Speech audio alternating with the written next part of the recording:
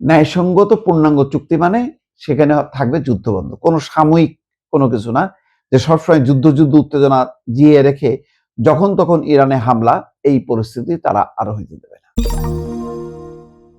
ইরানের বিরুদ্ধে যুক্তরাষ্ট্র এবং ইসরায়েল যে যুদ্ধ চালিয়েছে সেটি অবৈধ, পরিষ্কার বার্তা চীনের। চীন আনুষ্ঠানিকভাবে এই ঘোষণা দিয়েছে। ইরানের পররাষ্ট্রমন্ত্রী আব্বাস আরাকচি সফরে আছেন।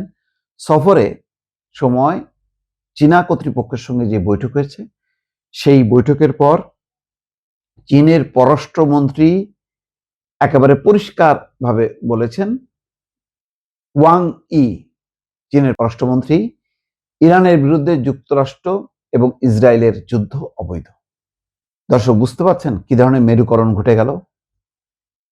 চীনের পাশে এর আগে রাশিয়া বলেছে যে কোনো পরিস্থিতিতে তারা ইরানের পাশে থাকবে, আর চীন যখন বলছে যে এই যুদ্ধ অবৈধ, বলার অপেক্ষা রাখে না যে ইরানকে কি পরিমাণ এখন ফুয়েল দিল চীন এবং রাশিয়া।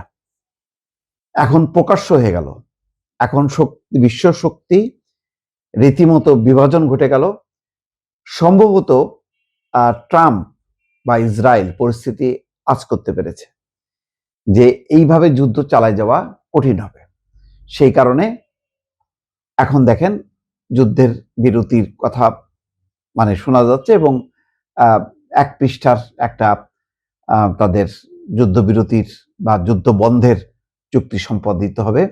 এর মূল কারণ হলো, আগে ইরান একা একা ফাইট করেছে, এখন ইরান একা না, ইরানের সাথে দুই মানে পরাশক্তি চীন এবং রাশিয়া যুক্ত হয়েছে।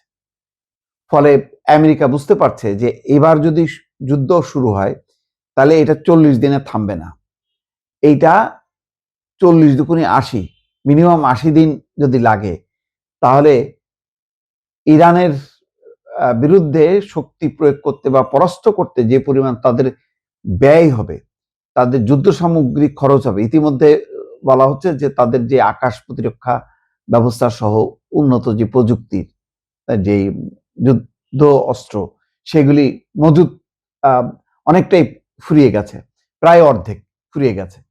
তো এবারে যুদ্ধ যদি আরো তীব্রতা পায়, সেখানে চীন এবং রাশিয়া যদি রসদ দিতে থাকে ইরানকে, তাহলে পরিস্থিতি কি দাঁড়াবে?